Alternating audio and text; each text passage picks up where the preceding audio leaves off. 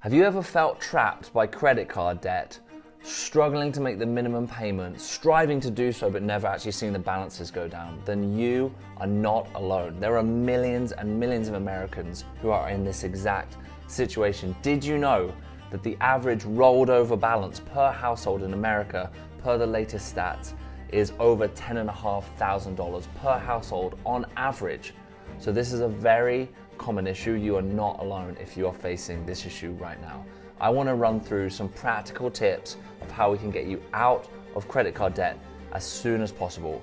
And why do I care about this? Yes, this channel is generally about business buying. I love buying small businesses. I love small business, but I know that many people watch these videos and they dream of owning a small business, but they are in credit card debt. So let's tackle step one together. Let's get you out of credit card debt and let's get you prosperous for the future financially.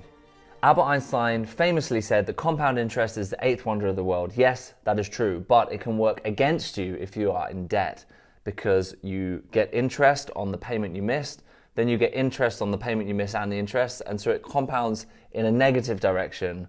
This can feel like you're in quicksand and you are sinking. Yes, I had my own run-in with credit card debt in my 20s. I got into credit card debt for a few $1,000s and realized what I was doing. I had this moment where I was like, if I don't stop this now, this is not a path that ends well. So I was able to turn it around, and now I'm passionate about using debt as a tool for the benefit of you, not to trap you and not to feel like you are, in quicksand all the time. Here are 3 tips I want to run through to help you change your situation and change your life. Number 1 is ignoring interest rates. So many people, and you know how this works if you've ever bought a car from a car dealership, so many people focus on the monthly payment amount and ignore the interest rate. But if you're just focused on, say, I can afford $500 a month, you completely ignore the fact whether it's $500 a month for 2 years or $500 a month for 10 years. That's a drastic difference. And so people need to actually go backwards here. Think about how much the actual object costs, not how much it costs per month, because in that per month, you're factoring interest rate, length of time. These make huge differences, because when you get that debt paid off, that payment that you're making could be invested to make more money for you in future, not keep you in this debt cycle. The second thing that you might need to consider is using credit cards for all expenses. If you do not have good discipline and credit cards do not feel like real money, then put your credit card away. I don't know, cut it up for all I care. But even consider using a debit card. Now, I'm not someone who advocates for using cash only and for not using credit cards.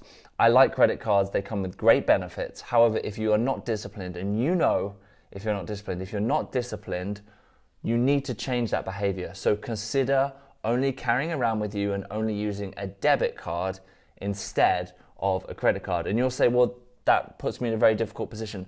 That's the point. You need to know and feel that you are broke and you don't have the money before making a purchase, rather than thinking, it's okay, I'll buy now, pay later. That's another point B. Don't use those buy now, pay later schemes when it comes to just ordinary retail items. This is a huge money maker for those financing companies, and it traps you, the consumer, in these cycles. Break the chain, get out of this, don't do it. And finally, if you are in the trap or the cycle of credit card debt, you need to try to stop making minimum payments. And we're going to talk about how to do that shortly here, but you can't just make the minimum payment on everything and expect your problem to go away. It will never go away if that is what you're doing. So you need a strategy, and that is a perfect segue into our next section, where I want to give you 3 tips for how you can actually make a meaningful difference and get yourself out of debt. If you are in credit card debt right now, this is what you should do. You should take the time, and this might be painful, take the time to get every piece of paper, every detail about this debt out on a big table. Now, I want you to organize it. I want you to look at the balances, and I want you to look at the interest rate. I want you to stack it in the order of highest interest rate to lowest interest rate. And the reason I want you to do this is you have to start attacking the highest interest rate first. In order for this cycle to not get worse, you need to calculate what the minimum payments are, all of them apart from the highest interest rate. So what I want you to do is make all the minimum payments on the lower interest rate items and then throw any additional money at the highest interest rate debt. Mathematically, this is the best way to do it. This is slightly different to what is popular as the snowball method, which is you tackle the smallest balance first. I prefer the more mathematical approach, which is you tackle the highest interest rate first, because the interest will continue to compound and make your problem worse. So start with the highest interest rate, attack that first, and this, you may be in for a marathon, but it is worth it on the other side. I don't know if you've ever run a half marathon, a marathon, something like that. Runners always talk about this. They don't enjoy the process often, but when they get to the end, it's the time where they're gonna sign up for another marathon, another half marathon, because you get this runner's high. And so you may feel like you have a mountain ahead of you, but when you pay off that first piece of debt, you will feel so good that you will then want to accelerate paying off the second piece and the third piece. And so it may be a mountain, it may be a marathon ahead of you, but trust me, it's worth it. And I would definitely tackle that highest interest rate first. By doing it in that order, starting with the highest interest rate first, you're ultimately saving yourself thousands of dollars because of the impact of that higher interest rate going down first. Sometimes you can also negotiate with your creditors. So again, depending on how severe your debt problem is, you may be able to call your creditors, because sometimes all they want is communication, especially if you're ignoring them. If you actually make contact, sometimes it's possible to settle for less than the balance. Again, depending on your situation, without going too much into the weeds. Also, you may be able to ask for a lower interest rate. If you don't ask, you won't get. I can guarantee you won't get it if you don't ask. They may say no, but why not? It might be worth a try. As you start to make progress on this journey, and I really want to encourage you to tackle this head on, always make your payments on time.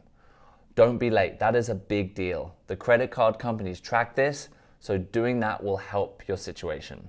It also stops additional fees and things like that some of them try to add on when you miss a payment.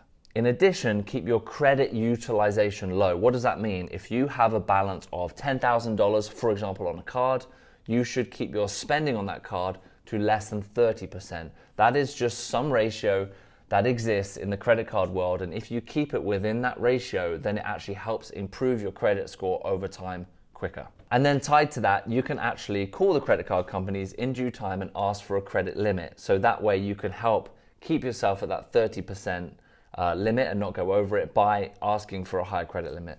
But don't get ahead of yourself. Let's tackle the mountain first. I promise you, it's worth it. Now that you know what to do, it really is that simple. Just get to work and take action. Doing nothing is a decision. It's a decision to do nothing. The situation won't get better if you just continue to bury your head in the sand. So if you've watched this video through to now, this probably relates to you or impacts you in some way. So I just want to encourage you.